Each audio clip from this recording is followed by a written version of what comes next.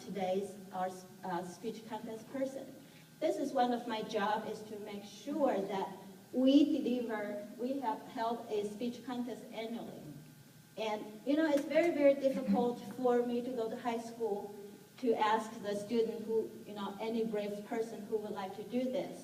And even if I dangle them with a very good carrot in front of them, it's very difficult to find them. However, there are some brave people to say, yes, I would do that, and they step up and go home and study and, do some research, write their own speech contest, and deliver that in front of a group of strangers. So today, I want to introduce, she's a student of Laguna Creek, a junior this year, and her name is Emily Jones. She's the winner of our club. Thank you very much.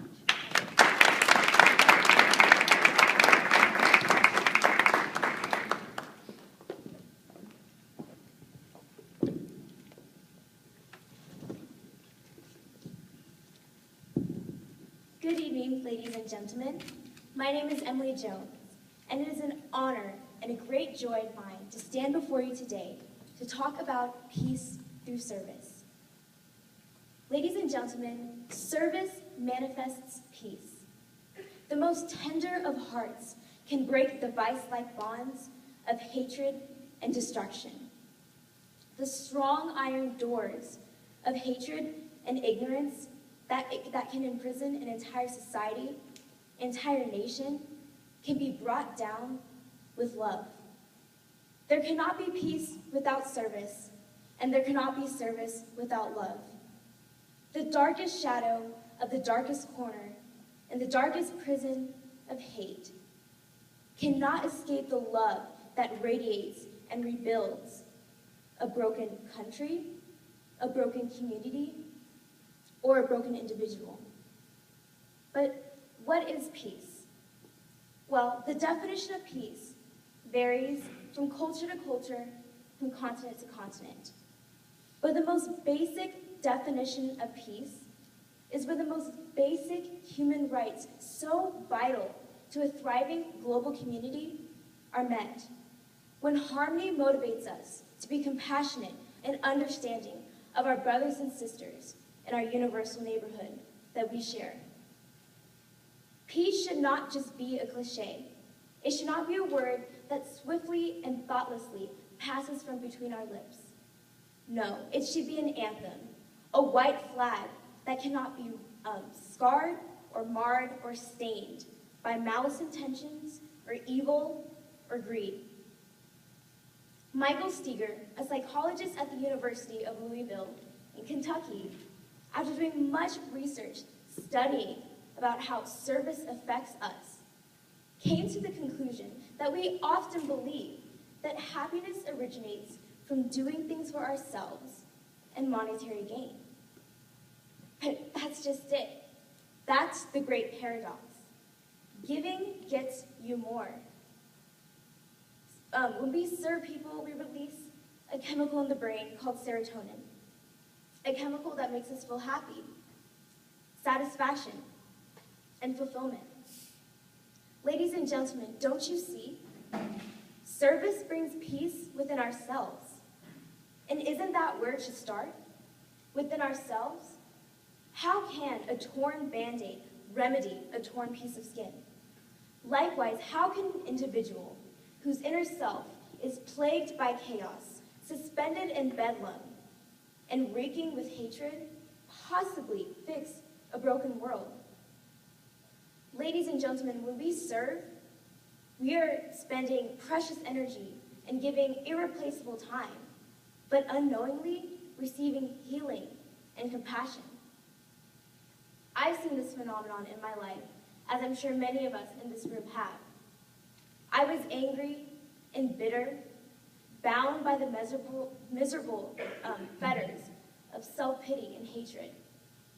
But when I crawled out of my shadow and peered around the corner of our universal neighborhood, I saw people desperate for agape love, unconditional love.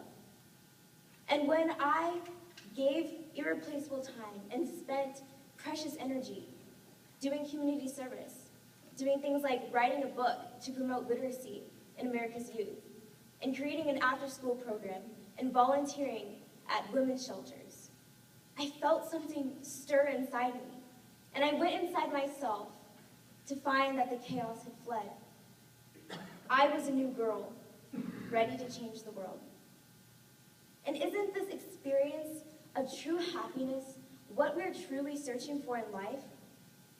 Ladies and gentlemen, I am confident that if we stop searching for fame and stop searching for money and monetary gain, stop scavenging for self-recognition and start demanding peace, then when we step back and look at the state of the world, we can stop asking the question, where is peace? Because it's right here in our hands.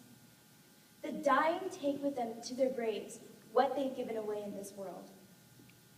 And when we make the decision to serve, we release a power that transcends race, skin color, educational background, and religious affiliation.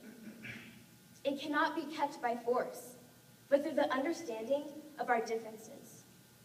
If we teach our children to play help the homeless man instead of war, then what we've done is raise a generation of people on a mission to serve because they understand how vital it is. If we lay down our weapons and our arms and truly believe that peace is the only battle worth waging, then we've done something remarkable. But ladies and gentlemen, peace is not simply just the absence of violence. No, it is the purest form of human compassion that we could ever offer to anyone. So ladies and gentlemen, let's make this decision, this very day, this very hour, this very moment, to serve and to give. Let the drops of our compassion culminate into a giant wave that drowns the hearts, or not drowns, but floods the hearts and minds of many and drowns all of our misunderstandings. Mother Teresa couldn't have said it better than this. Silence is prayer, and prayer is faith. Faith is love. Love is service, and the fruits of service is peace. Thank you.